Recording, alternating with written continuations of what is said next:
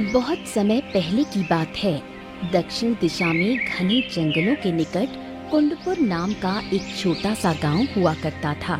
उसी गांव में जहाँ भीषण सूखा पड़ा था, लोग खाने के लिए तरस रहे थे।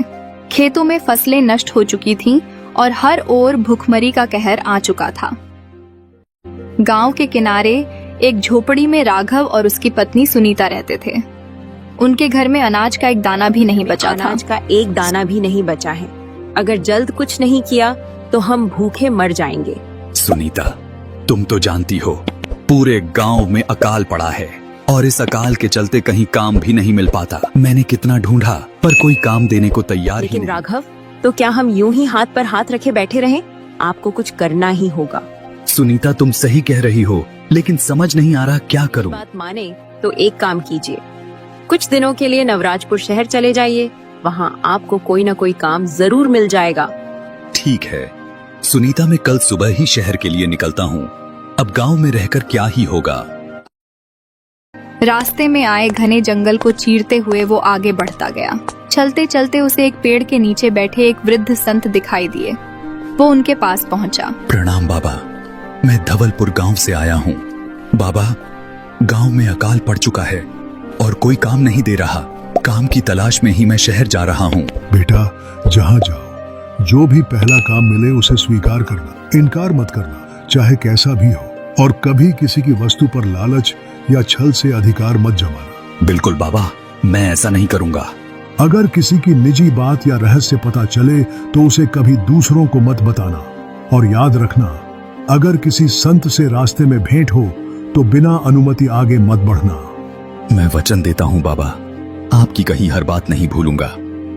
राघव जंगल पार करके जैसे ही शहर के बाहरी इलाके में पहुंचा, उसे एक बड़ी सी हवेली दिखी। उसने सोचा, इतनी बड़ी हवेली है, कोई बड़ा व्यापारी रहता होगा, शायद कोई काम मिल जाए। वह आगे बढ़ा ही था कि एक युवक उसके पास आया। नाम था वीर। अरे भाई, तुम यहाँ के नहीं लगते। कौन हो? क्या काम है? भाई साहब, मैं काम की तलाश में आया हूँ। मेरे पास खाने तक को कुछ नहीं बचा है। अगर कोई काम दिला दें तो आपका उपकार होगा। मैं कोई भी काम करने को तैयार हूँ। वीर ने राघव की हालत देखी और कहा, हमारे सेठ हरिराम जी को घोड़ों से बहुत लगाव है। उनके पास अलग अलग नस्लों के कई घोड़े हैं। हर 2 घोड़ों के लिए एक सेवक रखा गया है। मैं भी 2 घोड़ों की देखभाल करता हूँ। मेरी माँ की तबीयत खराब है, इसलिए मुझे छुट्टी लेनी है। तुम चाहो तो मेरी जगह ये काम कर सकते हो। सेठ जी से मैं सिफारिश कर दूंगा। जी, मैं पूरी लगन से काम करूंगा।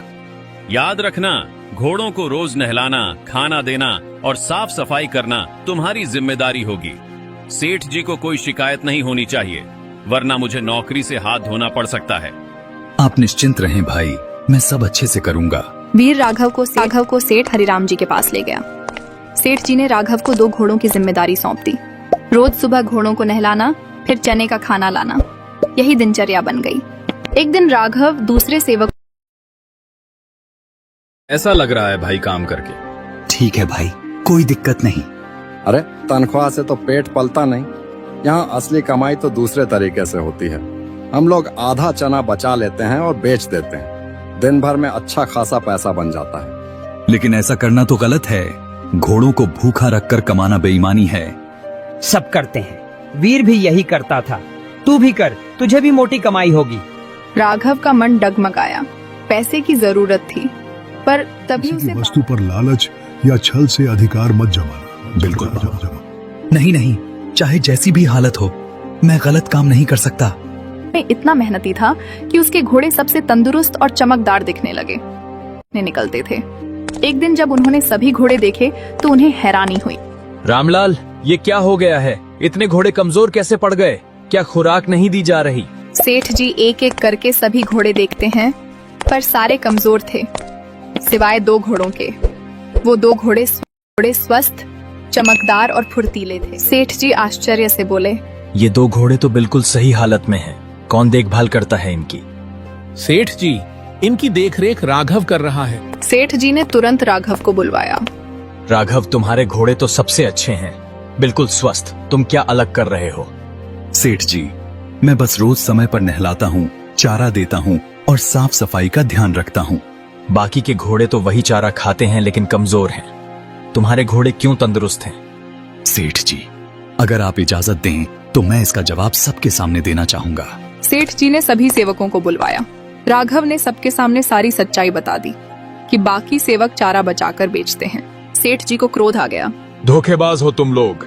मैंने भरोसे से काम सौंपा था और तुमने मुझे ही लूटा। आज से तुम सब निकाले जाते हो। सेठ जी की बात सुनकर सभी दोषी सेवक घबरा गए और रोने लगे। सेठ जी, हमें माफ कर दीजिए, हमसे गलती हो गई, आइंदा ऐसा कभी नहीं करेंगे। सेठ जी, इंसान से गलती हो सकती है। अगर ये सचमुच पछता रहे हैं तो शायद इन्हें एक और मौका देना चाहिए। सेठ जी कुछ पल सोचते हैं। ठीक है राघव, सिर्फ तुम्हारे कहने पर इन्हें माफ करता हूँ, लेकिन अब से तुम ही इन सब की देखरेख करोगे। मैं तुम्हें मुख्य निरीक्षक नियुक्त करता हूँ। धन्यवाद सेठ जी, मैं पूरी जिम्मेदारी से काम करूंगा। उस दिन के बाद घोड़ों की देखभाल में कोई कोताही नहीं हुई। सभी सेवकों ने ईमानदारी से काम करना शुरू किया। कुछ दिनों बाद वीर, जो गांव गया था, लौट आया। जब उसने देखा कि राघव अब मुख्य निरीक्षक बन गया है तो उसके अंदर जलन पैदा हो गई। वीर ने अपने कुछ साथियों से बात की और राघव को हटाने की योजना बनाई। वो अपनी प्रेमिका कविता से मिलने गया, जो सेठ हरिराम जी की बेटी थी। तुम आ गए? तुम्हारे बिना बहुत अकेलापन महसूस हो रहा था। मैं बहुत परेशान हूँ कविता। राघव ने मेरी जगह ले ली। अब वो सबका सर बन गया है और सेठ जी भी उसी पर विश्वास करते हैं। तो अब क्या करोगे वीर? अब बस एक ही रास्ता बचा है, इस राघव को हटाना ही होगा, वरना हम कभी साथ नहीं हो पाएंगे। रात का समय था। दोनों अस्तबल के पास बातें कर रहे थे। उधर राघव अपने काम से लौट रहा था। उसे दोनों की बात सुनाई तो नहीं दी, पर उसने उन्हें साथ देखा। सेठ जी की बेटी और वीर, ये तो बहुत बड़ा धोखा है। ये बात सेठ जी को जरूर पता होनी चाहिए। लेकिन तभी उसे बाबा की बात याद आई। अगर किसी की निजी बात या रहस्य पता चले तो उसे कभी दूसरों को मत बताना। राघव चुपचाप वहां से लौट गया। अगले ही दिन सुबह कविता रोती हुई अपने पिता सेठ हरिराम जी के पास पहुंची। पिताजी, राघव ने मेरे साथ जबरदस्ती की। उसने मेरे साथ अश्लील बातें की और कल तो उसने सारी हदें पार कर दी। मैं जैसे तैसे भाग कर आई। सेठ जी का खून खौल उठा। उसकी इतनी हिम्मत, मैं उसे जिंदा नहीं छोड़ूंगा। उन्होंने तुरंत अपने एक विश्वासी आदमी को बुलाया और कहा, कल सुबह मैं एक आदमी तुम्हारे पास भेजूंगा। जो भी पहला आदमी आए तुम उसे बिना कुछ पूछे वापस लौटा देना, और हाँ, जो मैंने दिया है उस पत्र को उसी को देना। यह सब एक चाल थी।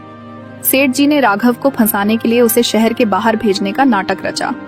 उन्होंने राघव को बुलाया और कहा, राघव, एक जरूरी पत्र है, इसे तुम पास के आश्रम में जाकर संत महात्मा को दे आओ। बहुत जरूरी काम है। ठीक है सेठ जी। राघव वह पत्र लेकर निकल पड़ा। उसे नहीं पता था कि उसके साथ विश्वासघात हो चुका है। रास्ते में उसे एक संत मिले। संत एक पेड़ के नीचे ध्यानमग्न बैठे थे। जैसे ही राघव ने उन्हें देखा, उसे बाबा की सीख याद। और याद रखना, अगर किसी संत से रास्ते में भेंट हो तो बिना अनुमति आगे मत बढ़ना। ने संत को प्रणाम किया और कहा, महाराज, मैं एक पत्र लेकर सेठ हरिराम जी की ओर से आश्रम जा रहा हूँ। क्या आप मुझे जाने की अनुमति देंगे? बेटा, तुम्हारे पास जो पत्र है उसमें तुम्हारी मौत का फरमान लिखा है। क्या? लेकिन क्यों? सेठ की बेटी कविता और वीर का संबंध है।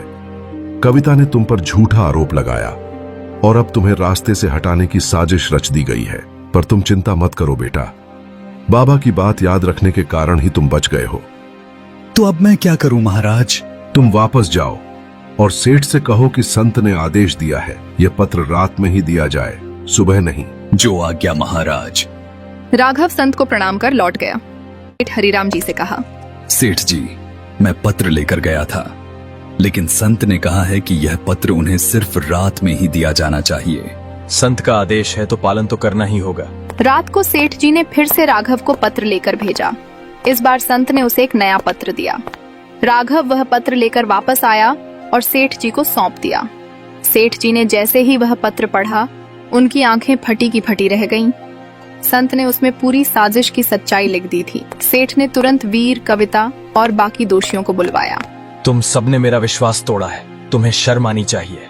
सभी का चेहरा उतर गया। राघव, तुम्हारी ईमानदारी ने तुम्हें मौत के मुंह से बाहर निकाला है। तुम आज से मेरे सबसे भरोसेमंद व्यक्ति हो। मैं तुम्हें पूरे व्यापार का मुख्य अधिकारी नियुक्त करता हूँ। धन्यवाद सेठ जी, मैं हमेशा आपकी उम्मीदों पर खरा उतरूंगा। सेठ जी ने कविता को घर में नजरबंद कर दिया और वीर व उसके साथियों को शहर से निकाल दिया। अब राघव पूरी तरह से सेठ हरिराम जी के व्यापार का मुख्य अधिकारी बन चुका था। सेठ जी ने जो जिम्मेदारी उसे सौंपी थी, उसे राघव ने पूरी ईमानदारी और लगन से निभाया। उसने न केवल अपने काम को बेहतरीन तरीके से संभाला, बल्कि पुराने सेवकों को भी सही मार्ग पर चलने के लिए प्रेरित किया। राघव ने अपने गांव धवलपुर में अपनी पत्नी सुनीता को बुला लिया। सुनीता, जो कई महीनों से इंतजार कर रही थी, जब राघव का संदेश लेकर आदमी आया तो उसकी आंखों में आंसू आ गए। राघव ने न केवल अपनी जिंदगी बदली, बल्कि गांव के हालात भी। उसने गांव में खाने का अनाज भिजवाया और वहां के कुछ नौजवानों को नवराजपुर में काम दिलवाया। उसका नाम अब सम्मान से लिया जाने लगा।